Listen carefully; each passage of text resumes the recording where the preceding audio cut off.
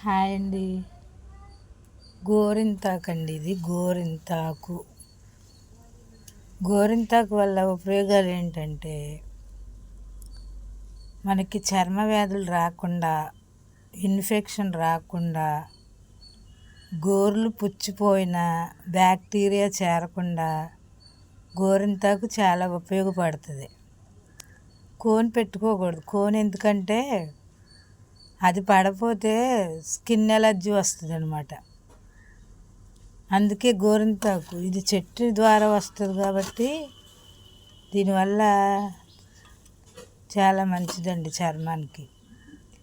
గోర్లు పుచ్చిపోయినాయి అనుకో, మనం మొన్నటిదాకా వర్షాలు కదా, ఆ గోర్లలో మట్టి వెళ్ళిపోయి వాటికి ఏమవుద్దంటే ఒరిసిపోయి కాళ్ళు మంటలు వస్తాయి. అలాంటి వేడిని తగ్గిస్తుంది ఈ గోరింతాకు.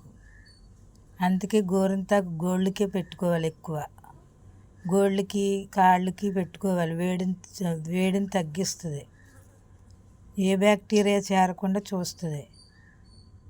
4 నెలలకి 5 నెలలకు ఒకసారన్నా గోరింతాకు పెట్టుకోవాలి, వేడిని తగ్గిస్తుంది అన్నమాట. కోని వాడొద్దండి, గోరింతాకునే వాడండి. మిక్సీ జార్లో కొంచెం వేసి కొంచెం చింతపండు వేయాలి. చింతపండు వేయటం వల్ల చాలా మంచిదండి ఇది.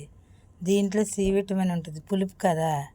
ఇది కూడా గోరింతాకులో కలిసి మనలో ఒంట్లో ఉన్న వేడిని తగ్గించే గుణం చింతపండుకు ఉంది, సి విటమిన్ ఉంది. అందుకని గోరింతాకు అప్పుడప్పుడు పెట్టుకుంటూ ఉండండి. గోళ్ళు పుచ్చు, కాళ్ళు పగిలిన దగ్గర చీము పట్టకుండా, బ్యాక్టీరియా చేరకుండా ఈ గోరింతాకు ఉపయోగపడుతుంది.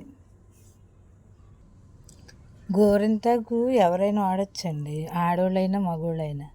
ఇది మెడిసిన్ లాంటిది, ఇన్ఫెక్షన్ తగ్గిస్తుంది, చర్మ వ్యాధులను తగ్గిస్తుంది, ఇన్ఫెక్షన్ రాకుండా గోళ్ళకి చూస్తుంది. ఇది ఆడవాళ్ళు మగవాళ్ళు ఎవరైనా వాడచ్చు. నా ఛానల్కి లైక్ చేయండి, షేర్ చేయండి, సబ్స్క్రైబ్ చేసుకోండి.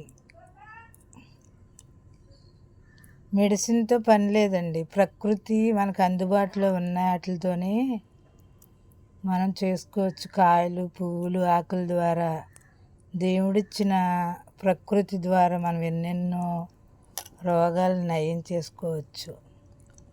మనకు అందుబాటులో ఉండే వాటితోనే, మనం ఎక్కడికో వెళ్ళక్కర్లా.